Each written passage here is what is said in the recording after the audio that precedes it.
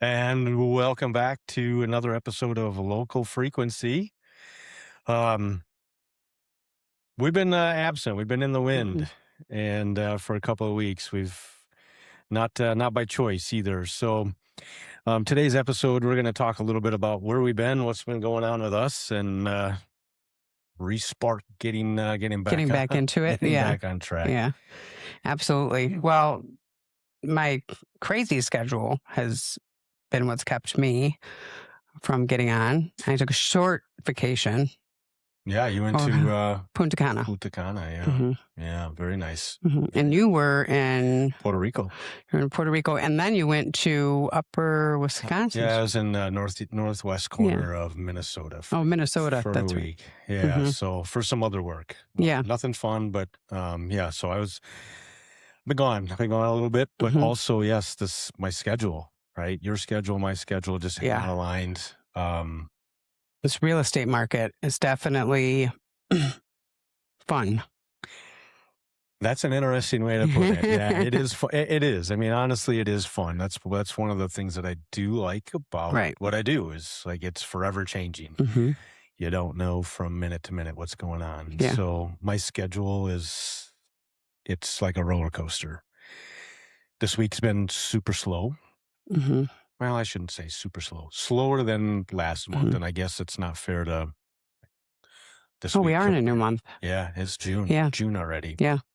So last month, just to give you, I know where a little bit of where you've been with your schedule because I've been doing a lot of photography for you, but record-breaking month for me. So I looked last night and was doing some reconciling on the business, and 60 listings. That's how many you've done in May.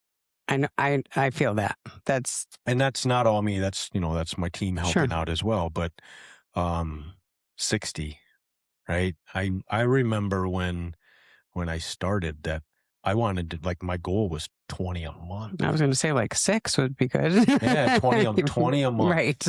And I did 25 or 27 in a week. Yourself. Last 2 weeks ago. Was it 2 weeks ago or last week or whatever? Yeah, it was. Oh, no, it was 2 weeks. Well, mine were 2 weeks ago. Yeah. So, yeah, whatever. But yeah, so like I can't keep, like I'm barely keeping my head above water. And this fell by the wayside, unfortunately. But it did, yeah. But the market's hot. The market is insane. In fact, I pulled just some stats to kind of see what they're saying out there. So we're over again. We're up again, according to this, 10% over last year. But it certainly doesn't feel like that to me. I feel like we're up slightly higher than. I would say it's probably even higher. Like just the volume. Yeah. January, February are typically slow for me. This year, I've not. My business is already up about 12 to 15% from what it was last year. Yeah, it's been fantastic for several reasons, but yes, extremely busy. I also noticed that they're saying that, according to this, that homes are going under contract in 7 to 14 days in the Rockford market, but I would disagree with that. Really? My average has been like 3 to 4 days. Yeah. I listed 6 last week. All but 1 is under contract, but we're working on that last one. So, and that was last Wednesday through Friday, I listed those 6. Yeah. So it was by Monday, we already knew what we were accepting and what we were doing. So yeah, it's been very competitive. And on one particular property, nice property, Poplar Grove area, we only had 2 showings and then a phenomenal offer on the second showing. So there are homes that the amount of showings are ridiculous and sellers are almost saying like, stop, please. Like I can't be gone out of my house for 14 hours a day. Yep. But then there's the other ones that are just 2 showings. Really, it was really slow. I was actually worried about it a little bit. And then all of a sudden, boom, offer. So it's been interesting. Good. Yeah.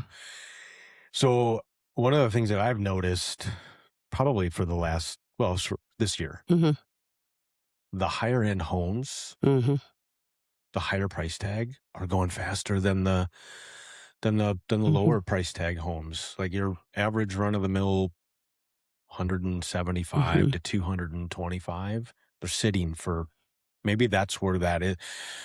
But Yeah. I mean, The listings average that, price. Yeah. yeah, the Yeah. listings that Hmm. I'm doing that are 3, 4 to Yeah. They're $700,000, going. they're gone in days. Like it's insane. Like that to me is insane. Um, how where are those buyers, right? Mm-hmm. What are they like? It's just, yeah, this market is absolutely crazy. Mm-hmm. Um, I can't wait for it to go back to what it was. Balanced market. Yeah. Yes, because then my business is going to explode.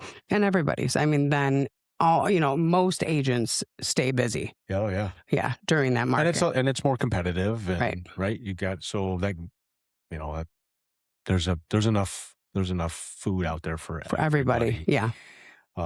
Right now it's like Feast or famine. you're Yeah. scratching and digging and clawing your way to get the next listing and listing photos and all of that stuff. And Yeah. so, yeah, interesting that um, things have not changed over the last 3, 4 years. Yeah. I would say the same thing. Probably. Yeah. Well, they're saying that a strong seller's market transitioning forward for a healthier, more balanced market. So that's the prediction. I haven't seen that for 2 years though. I know. I know. 2 years. Yeah. And I've been like trying to scale my business, right? Yeah, and it's really bad from, I know a lot of buyers agents don't always think about the listing agent's position when you're receiving 13 offers on one listing. But at least for me, to me, it's sad when we pick one because then we have 12 other buyers that don't have a house. Yeah. Right. So it's not, I personally don't enjoy all of these offers and over asking. I mean, I don't mind it, but when I'm thinking about all the other buyers left behind, it's just kind of sad. Yeah, and absolutely. Yeah. Absolutely. I when I sold my house 2 years ago, a little over 2 years ago,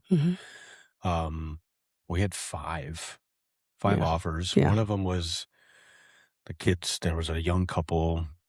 They went to school with my son and his girlfriend. They were, her parents lived like from my kitchen from that kitchen window, you could see the parents' house, and they didn't get it. Yeah, that's tough. They didn't get it. And then, like a week later, I ran into them at, I think, Culver's or something like that. I was with my kids, and I said something to them like, I am so, so sorry. And I mean, they understood. I mean, they were really, really good about it, but I felt horrible because they came in. It wasn't a bad offer. It was asking. They wanted to do an inspection, but I got a way over asking. And no inspection. Right. So, I mean, at the end of the day, it's a transactional deal. You got to put emotions and stuff to the side. Yeah.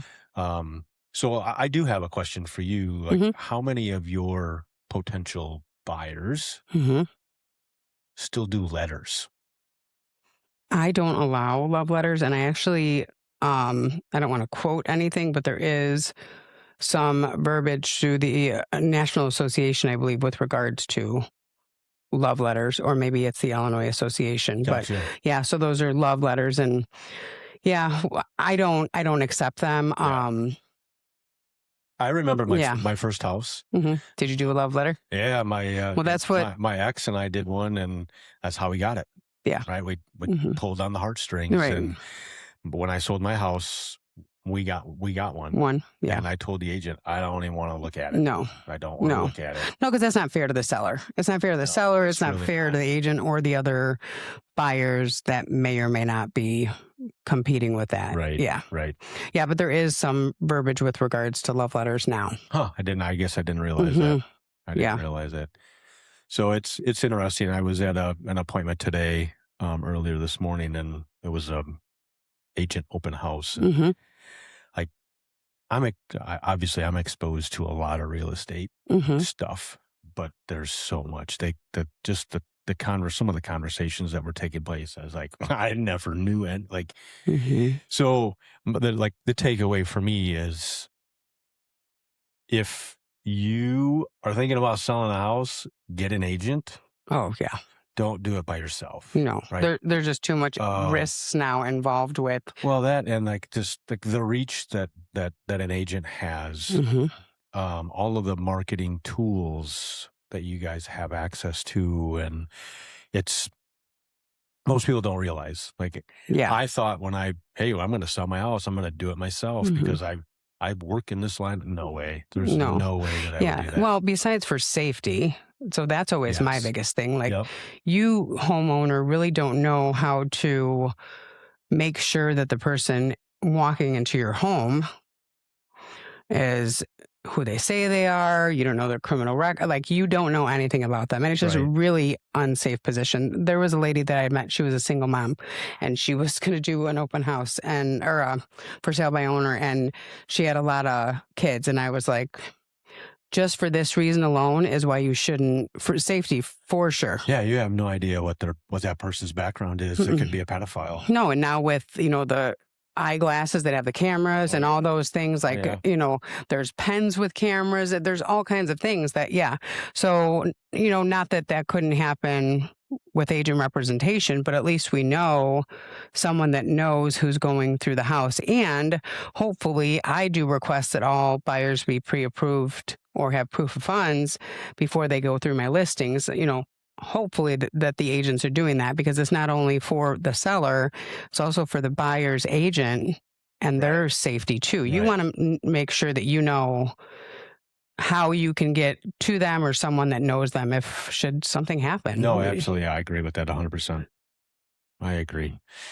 I don't know why, but like my audio sounds way different today. I don't know why. Anyway, well, let's keep it rolling. This is driving me crazy. Being able to hear myself talk. You sound really good. Mine in my ear does not sound good. Are you editing this out? No, this is This is the show. Gonna stay in here. I don't. Maybe I'll edit it out. Maybe I don't. That's so funny. So I know that you did a ton of house photography this past 30 days.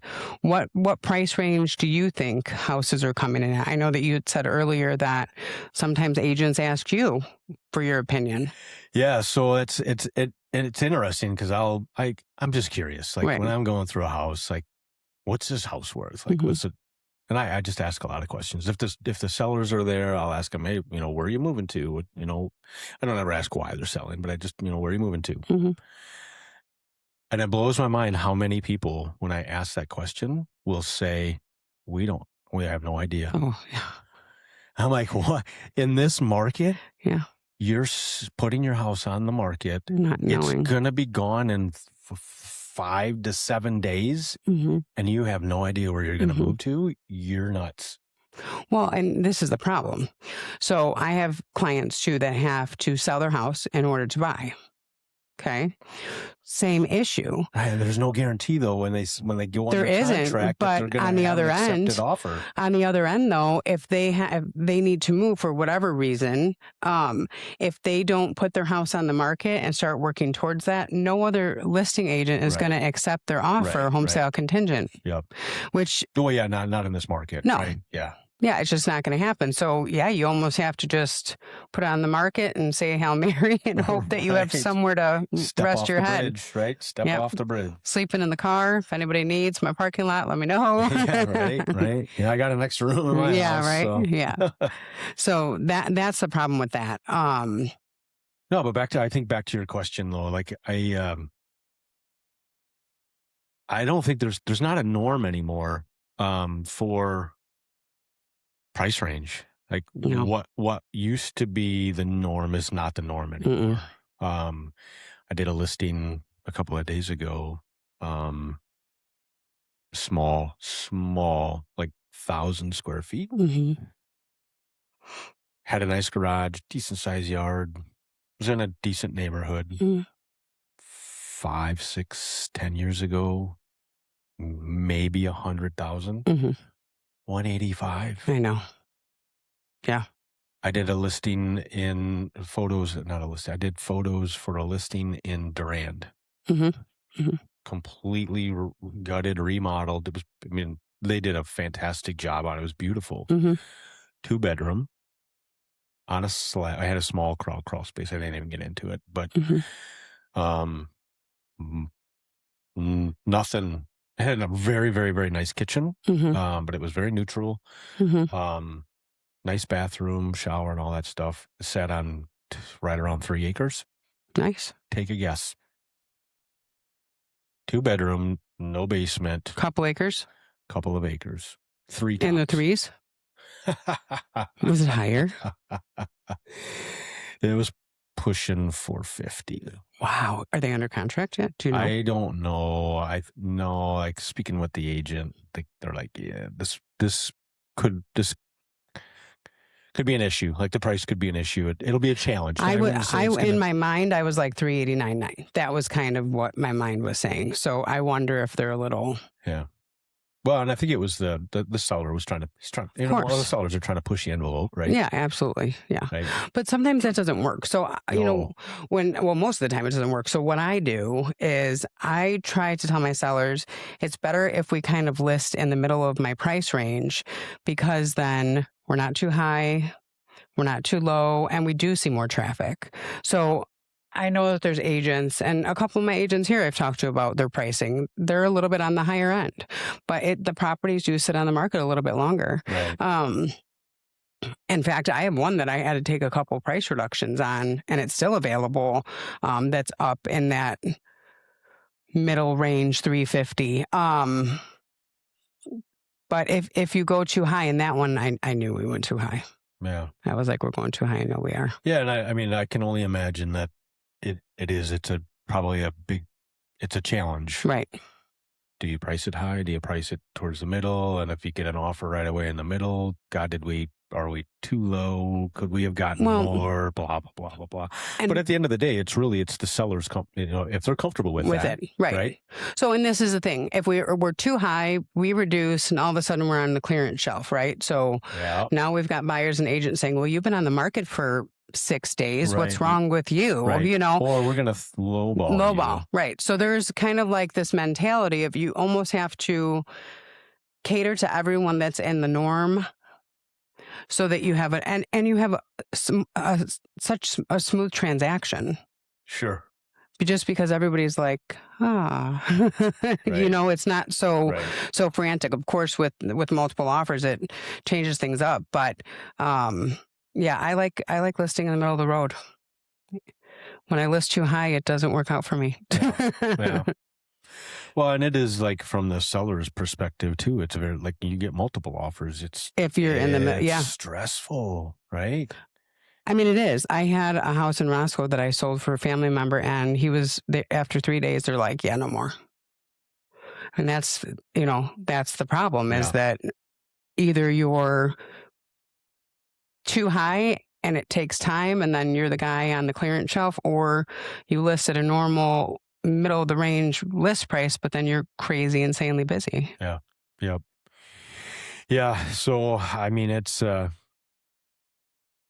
interesting field. Market. Yeah. And market. Yep. For sure. Yeah. It's fun. So what I like about it, I like the pace. Like I like the fast pace. Yeah. It's never the same day after day after day. It's always different. I get to see so many different houses, one day I walk into $1 million home, and 2 hours later I'm in a $100,000 home, and you're like, what just happened? Yeah. Like, or you step back in time. The timepieces where you walk in, you're like, oh my God. I love those. Those are probably my favorite. But the problem though is the price point that they're asking for right now, with all of the remodeling that needs to happen and all of that stuff. It's crazy. I don't know. What do you do? Because really, the buyers, they're the ones that. I'm sorry. I was like, is something happening? No, nothing. I saw a reflection of someone walking in the building or by the building, and I was like, squirrel, and then squirrel. Yep, that's all right. this. Yeah. Sorry, I stopped talking to you guys. I got super distracted. And those of you that know me know that that happens. In fact, most of the time when it happens in sales meetings or our blueprint sessions, I just tell them it's the spirits talking to me just to give me a second. But yeah, the squirrel issue is a real thing. It is. It is. Yes, I can relate to that too. So I do the same thing. Mm-hmm. Sometimes I talk, and I will stop right in them. Like I'll start. I leave out the middle, Uh-huh. and then you should already know No. what the ending is, right? And that's in. Yeah. So it's. I relate. I can relate to that. I noticed a new thing that I'm doing is not explaining like who or where, just starting to tell a story that doesn't involve like the key points. Right. Where my kids are like, what are you talking? What are you talking about exactly? And then I got to start all over. Yeah. Well, why don't you already know what's going on in my brain? Are you not listening to me? Right. Yep. Yep. But I know that I do that. Now they're going to call me out because I said it out loud that I understand. Yes, we all have our little quirks. We do. We do. And I have lots of them. Lots of So them. what do you have planned for the next upcoming weeks? We're filming for American Dream. Yes. And I got a story for you offline. Ooh, I'm excited. It's a funny one. So this weekend I'm trying to get out of town for the weekend. Just going up and I got some friends that have a place up in Wisconsin. I'm gonna go up there and help him do some stump grinding, and then we're gonna go take our UTV out. Oh yeah, that's right. You said that. Yeah. And then next week, starting to fill up already with photos. Good. But nothing. No, Iron Man. Like I'm super excited. I'm super excited for Iron Man. I think that's gonna be a fun episode. Yeah. Hopefully the weather is nice. If not, I'll bring my umbrella. Right. I come prepared. Right. You have to bring yours this time or your poncho. No, I know. Right. I gotta cover the camera. We got stuck in the rain before filming, so that was interesting, especially because we started filming late fall. Then we had winter, and we did all inside. Indoor, yeah, everything was inside. Yep. And then we moved to the outside. It was like a whole nother adjustment for the environment. Yes. Audio issues and all kinds of fun stuff. Yeah, it's but it's good. It's been fun learning and growing with it and developing and absolutely figuring out what we want to do and making it our own. So, what about you?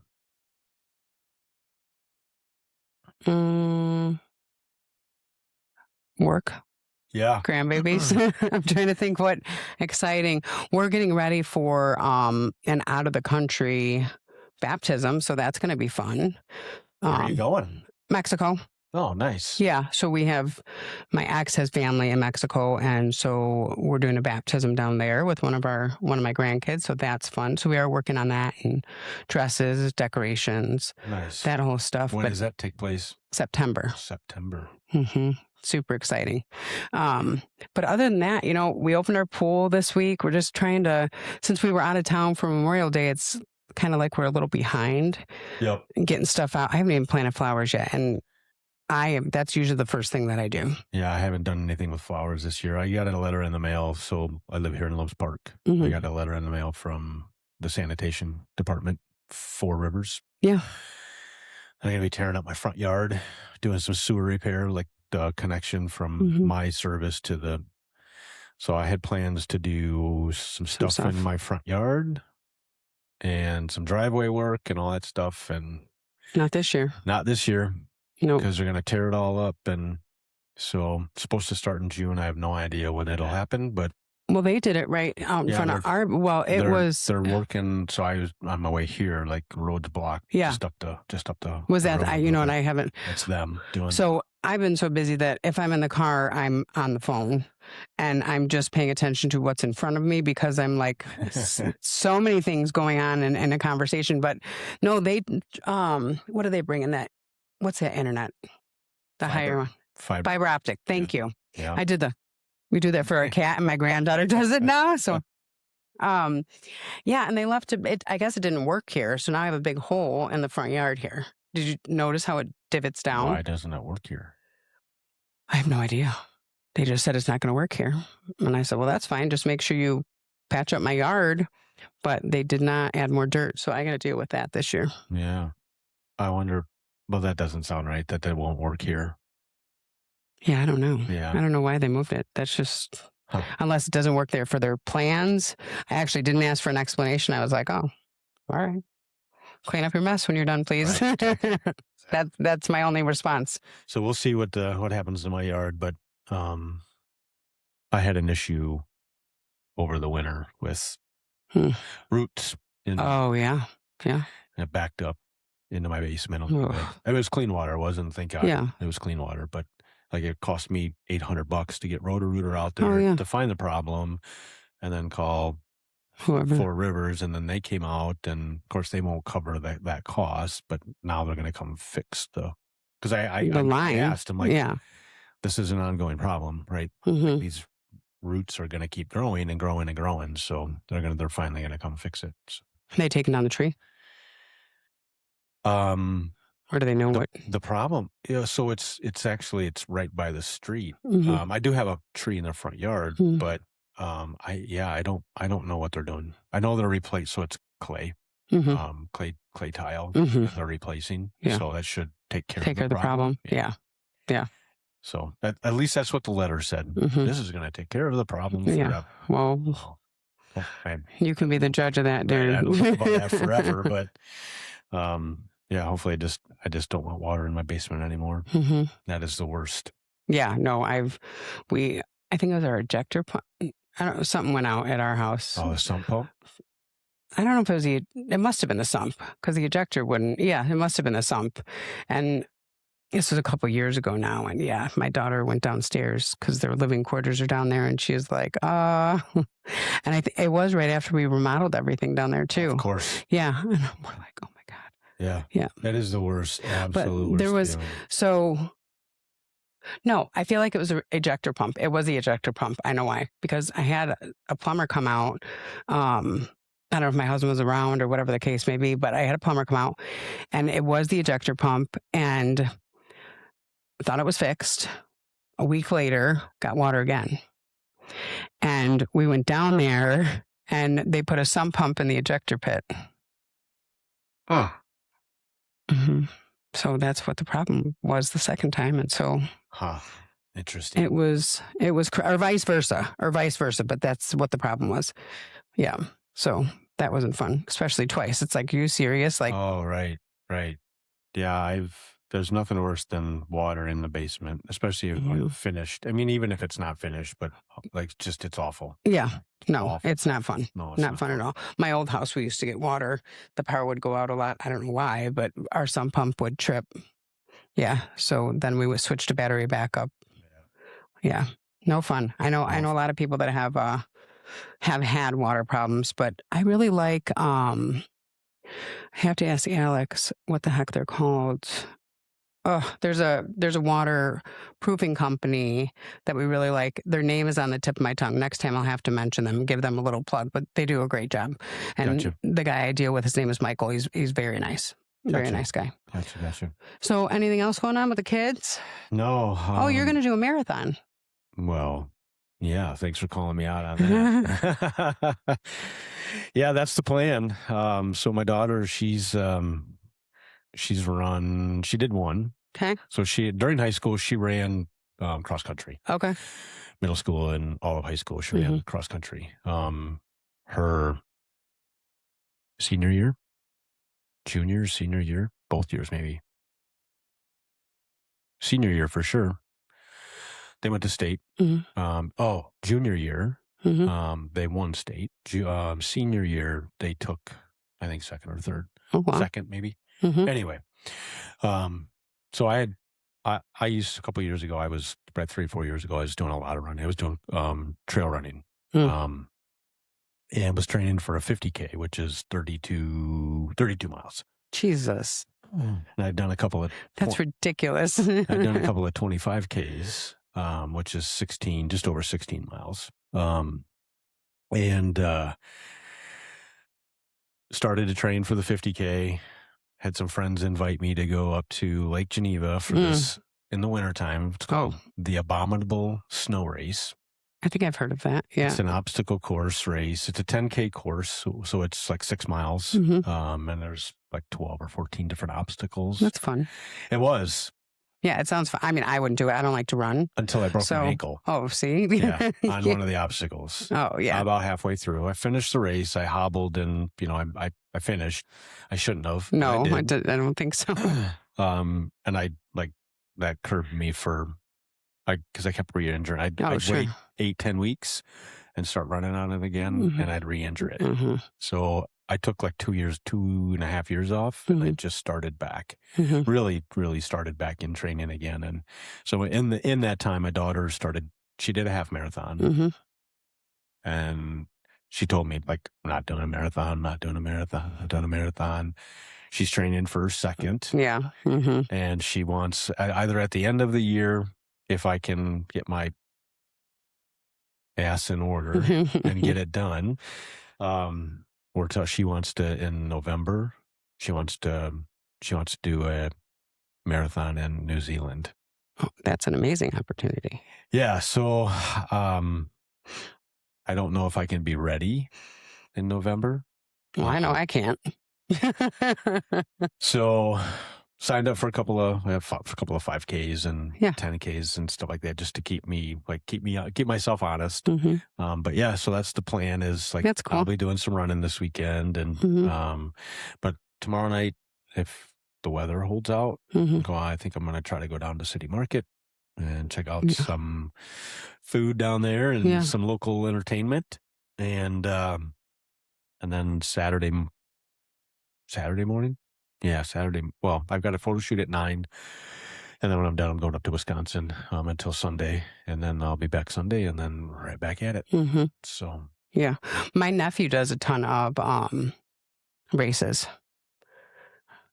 marathons. I was like, what's that yeah, word? what's that word? What's that word? Yeah, marathon. Yeah, Yeah, he does a ton of marathons too. So, you know what?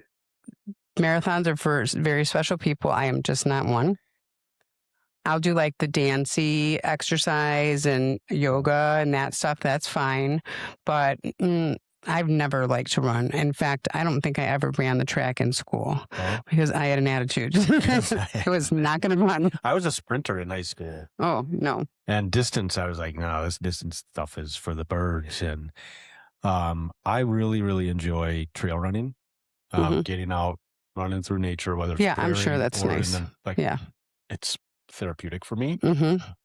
Because there's not too many people out there running. Like, you don't have to worry. No. Like, you're not pounding the pavement. That's one of the so like I had to go out and buy it, like, for the road. I bought a really, really nice pair of shoes that Hmm. were very cushioned, because it's completely different. Like, my daughter, she ran like I said, she ran, but Hmm. she won't run a trail race with me. She's like, I don't like Well, I don't like running in the woods, and and what you're running on that's continually changes. correct. It's not okay. Now I'm used to this. You're watching out for roots Yep. and rocks Yep. and Yep. yeah. And it's and I that the first time that I tried it, I was worried about, like, I'm gonna fall. It's Right. inevitable. Like, when you trail run, it's not if, it's when you're gonna fall, Right. because I mean, you are. You're gonna And trip. You're gonna, right, yeah. I've fallen many, many times and Hmm. scuffed, got little cuts and abrasions and stuff like that. But your brain and your eyes, like, if you're looking in the right places, it's not a problem. Hmm. Like, because your brain, like, your eyes will pick it up, your brain will process it, and you automatically, your stride automatically adjusts to it without really even thinking about it. Um, but running on the road is like, so I'm doing a combination of both. Hmm. This race in New Zealand it's a part trail race and part road race.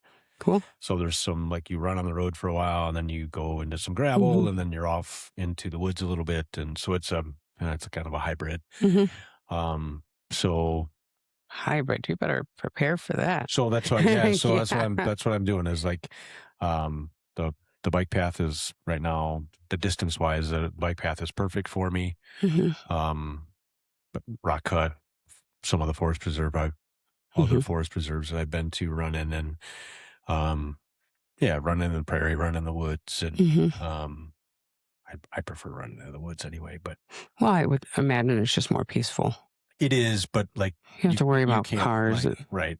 But I mean, that affects your pace and I'm sure. all that stuff. Yeah. So there's a lot, nutrition and hydration. And my daughter says it's a part-time job, right? Yeah. Well, I'm sure. So Yeah. especially when you start, like, so there's a 16-week program that I haven't started yet because you have to get to the point where you can, without stopping, run 6 miles because you're during the week. Like week 1 is 3 6-mile runs, and then it's 2 or 3 6-mile or 3-mile runs, and then on Saturday or Sunday, whichever your long run, it's a 6-mile run. Mhm. So you're essentially running 9 or 12 miles for the more than that actually.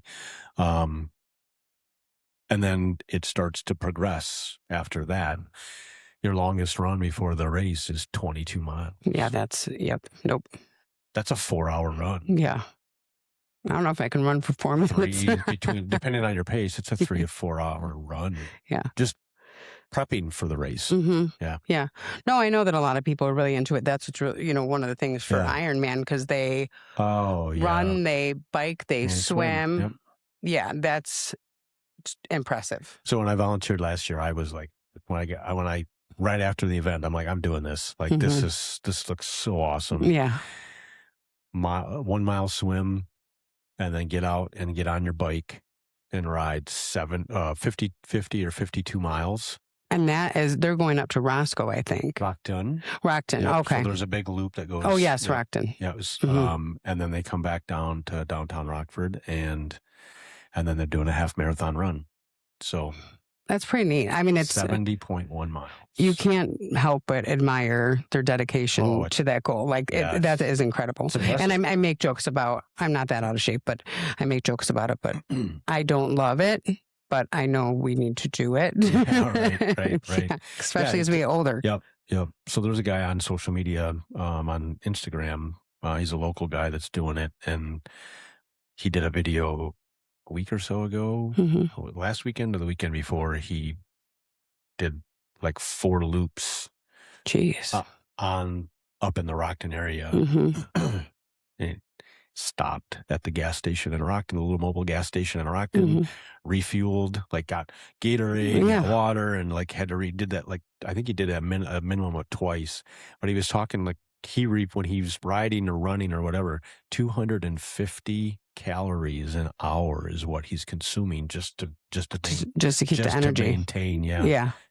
That's that is really amazing. I have to look at that because there's a couple different people that I know that are competing in that race too. So I'd be curious to see who it is and if it's. Yeah. So there's a guy that I actually would like to bring on the show at some point. He's a landscaper. Okay. Local to the area. Okay. He's running it, or he's not running it. He's competing in it. Cool. So his second time, this is his second year, second running of it. But when I was at the finish line last year volunteering, he came across the finish line. I was like, holy shit. Like, I had no idea. I didn't know you were in that good a shape. Well, and honestly, like, it's amazing the people that actually compete in these. I mean, just, it's inspirational. Like 70-year-olds. Really? Oh, yeah. Yeah. Well, and I can imagine. I guess when you hear it, but I'm excited to see it. So when it's like you have your very, very, very serious competitors, like they're out to win it. Yeah. And because it's a sport and like it's a job to them. They're sponsored and they're making money on it and all that stuff. Yeah. But then there's people that just like, I want to do this. I want to do this for myself, to prove to myself that I can do this. Yeah. Yeah. And it's incredible to watch. Yeah. So if you haven't ever seen one, next weekend, not this weekend, but the 14th. The 14th, yeah. Go downtown and watch some of that. Just incredible. And I think it starts at 7. Yeah, because we're filming right after they start. Yep. So they, like I said, the swim's the first part. It starts just north of, like the Y. It's over by the Y, right? It's at the Y by it's that lodge. Yeah. It's just to the north of that. On the bike path is where they start. They swim down to Morgan Street Bridge, and they get out just north of the Morgan Street Bridge. and then they do the transition, get on their bikes and Mhm. go. Come back to the transition area, and then they start the half marathon, and then they end right down in front of Cantina Taco on Main Street, right at the main right basically at the corner of Main and oh god, I can't remember the name of the street where the BMO is at. Main and the BMO. I'm drawing a blank, but I know what you're talking. Yeah. Yeah. So Yeah. that's the finish line there. I'm excited for that one. And then we've got some pretty cool locations coming up after that one too. I'm working on some really fun places. So, as always, like, share, follow, and also smash that like button. Yeah, smash it. I know, it's the dumbest thing I see when I'm watching my YouTube videos. They're like, smash that. Yeah. Please like us. Please follow us. Please support us. We appreciate it. Well, I don't care if you like us. Just listen to us. No, I do. I mean, no, I'm just kidding. I'm just kidding. I know. No, but we've got some cool stuff coming up on American Dream also. So watch me and Darren's Facebook pages. We don't generally post American Dream. Maybe I did once. We generally don't post American Dream TV stuff on our podcast Facebook page, but we do on our other pages. Yeah. Yeah. Yep. And those we got to wait until they released when they're released. Yeah. We can't do it before. There's a specific air date. Yeah. And otherwise we get in trouble. In fact, I think Beloit Farmers Market is releasing next weekend, the 13th. Yeah, it's usually somewhere between the 10th and the 13th is when it releases. Yeah, so that should be coming out soon too. And that's a good one. Yeah, that's a good one. Yeah, that was fun. They're all fun. They are, for sure. Yeah, and I've been learning so many interesting things about the places and the people since I'm not a Rockford native. Yeah. That and making new friends along the way. So that's been really fun. Yep. Yeah, and Darren's been there with us, recording it as we do it, and that's fun as well. So, do you have anything else to add? I don't. Our plan was 15, 20 minutes. Yeah. I put my phone away. We're over 40. Oh. But that's whatever. I mean, that's us. Yeah, for sure. We chit chat. Right. Yep. I don't like having a script. No. I don't like having a script. We've got points, which, you know what, I didn't even talk about any of them. I guess I'll read them. I'm going to I'll read them. Wrap up with a read. I'll wrap up with a read. So, back to the market conditions in the Rockford area. So, according to the information I found, they're saying right now sellers should practice strong pricing power to have limited competition. That homes are still receiving multiple offers, especially under $250. But me and Darren addressed that. I don't know about that. Those higher price properties are moving pretty quickly. I had two for that matter last week, and they're both under contract. Yeah. Move-in ready homes are selling fast. I agree. What this means for the buyers. Inventory. More inventory than a year ago. Yeah, I would agree with that. Oh, yeah, for sure. I would definitely agree with that. Sure. So things are doing well. They're doing well. We're doing well. We hope you're doing well. And we'll talk to you next time. Take care. Thanks for joining us. See you later. Bye.